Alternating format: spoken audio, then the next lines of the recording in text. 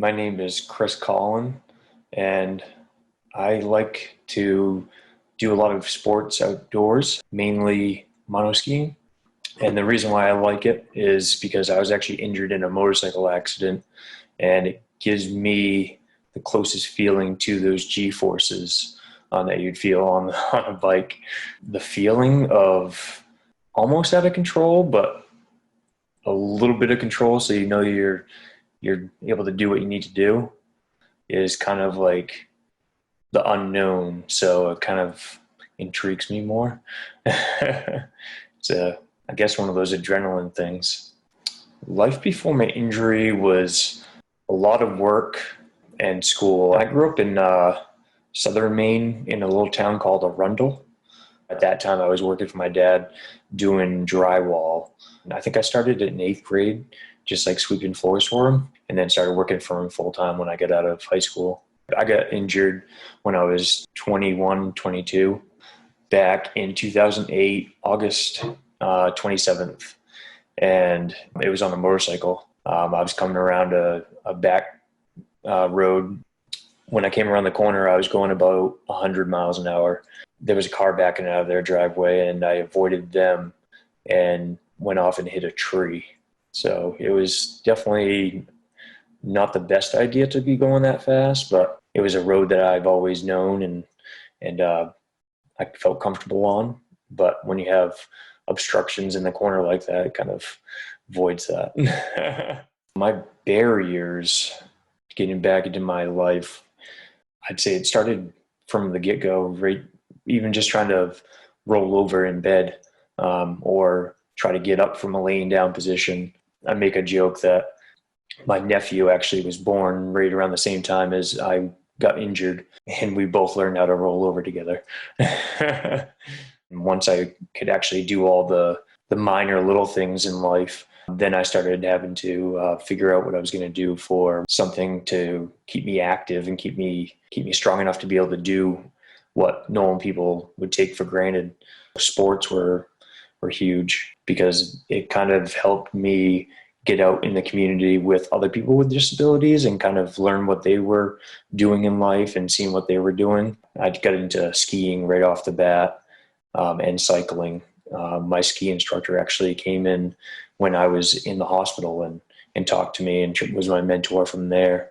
He's a permanent wheelchair user also. He gave me a lot of encouragement for getting back out and enjoying life. And he was the one that told me about the G forces and the turns and brought it, kind of related it over to the motorcycle. So when I saw him come down the mountain, I saw everything like everybody else kind of doing it on the lower part of the mountain. And I'm like, oh, that's kind of cool.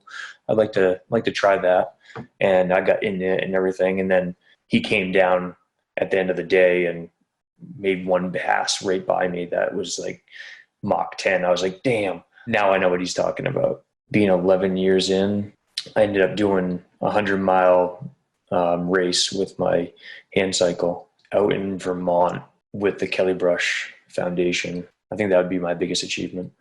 And that was a lot of physical and mental strain. They put on that ride every year, and I've been doing the 50-mile ride every year. I'm getting into downhill mountain biking. That's my new adrenaline rush.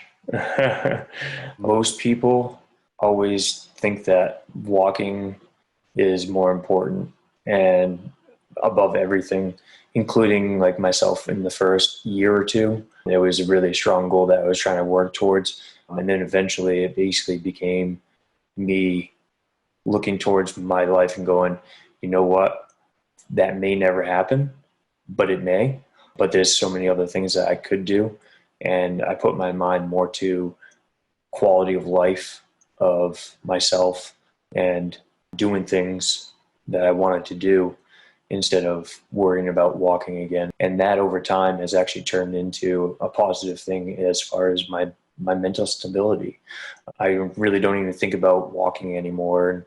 And I always think about going out with friends and then going and doing the sports that I do and being able to live a life that's worth living.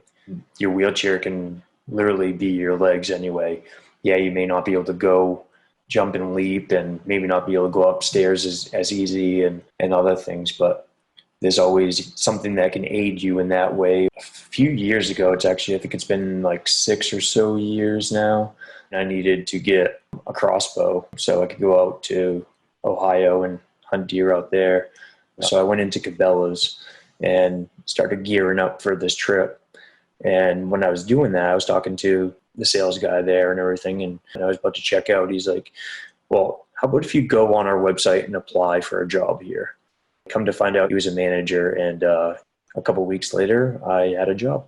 I looked towards laughter and making jokes and making fun of my disability, making fun of this and that. And I mean, in real life, you got to kind of take it as it is. And the most meaningful part about the support that my family gave me was just being there for me, just trying to keep me positive and saying, hey, if you ever need me to do anything, just let me know.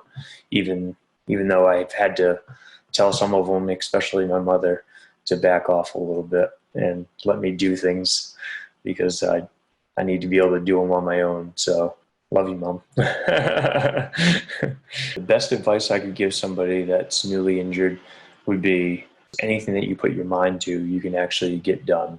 Physical disabilities are minor compared to what your mind can actually do and what you can actually achieve through just being positive.